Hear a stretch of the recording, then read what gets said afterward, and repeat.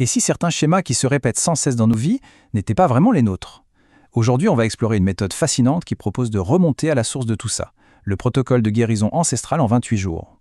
C'est un véritable voyage pour se reconnecter à ses racines et surtout pour transformer son présent.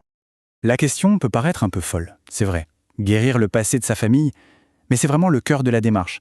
Ça suggère que certaines de nos difficultés d'aujourd'hui, que ce soit dans nos relations, au travail ou juste notre bien-être général, eh bien, elles pourraient avoir des racines beaucoup plus profondes que notre propre histoire. Alors attention, on ne parle pas d'une solution miracle, hein. C'est plutôt un entraînement intensif pour l'esprit et pour l'âme. Il faut voir ça comme une immersion totale de 28 jours.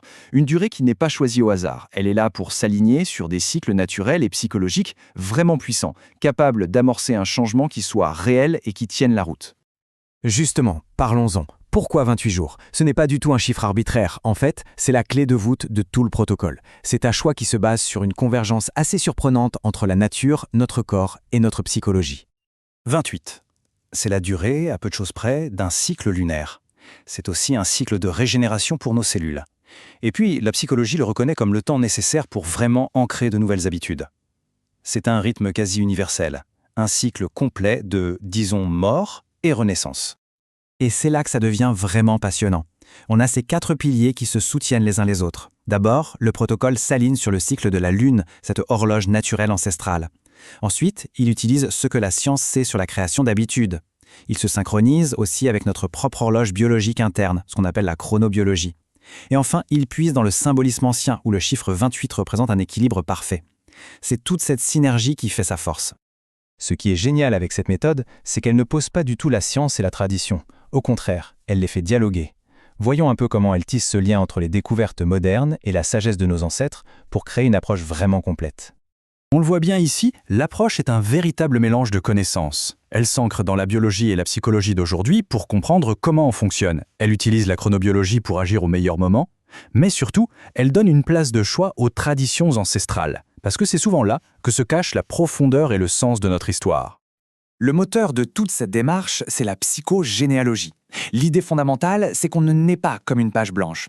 On hérite d'une histoire, de loyauté invisible et parfois de traumatismes qui n'ont jamais été résolus. Par exemple, une peur inexpliquée de l'échec peut très bien trouver sa source chez un grand-parent qui a tout perdu. Comprendre ça, c'est la toute première étape vers la libération. Le protocole avance donc sur 2 jambes, si on veut. D'un côté, on a la médecine ancestrale, avec des outils très concrets comme les rituels ou la méditation pour apaiser le corps et l'esprit. Et de l'autre, la thérapie transgénérationnelle, qui est un peu un travail d'enquête psychologique pour mettre en lumière les schémas inconscients et les dénouer. L'un nous ancre, l'autre nous libère. Bon, les bases sont posées. Mais alors, concrètement, ça ressemble à quoi ce voyage? Comment on passe de la théorie à une vraie transformation personnelle?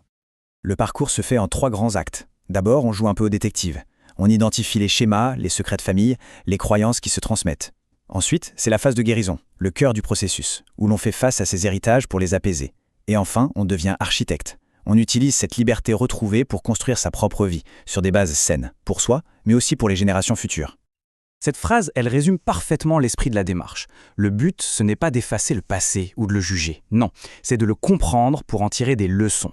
C'est un acte de respect et en même temps de pouvoir personnel, honorer d'où l'on vient pour mieux choisir où l'on va. Un tel processus, c'est exigeant, c'est sûr. Alors quels sont les résultats qu'on peut espérer?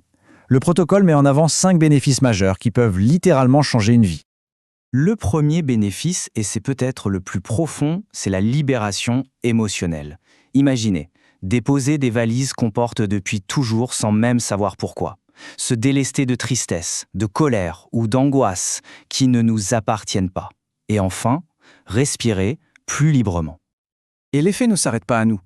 En guérissant notre relation avec notre passé, on transforme nos relations dans le présent.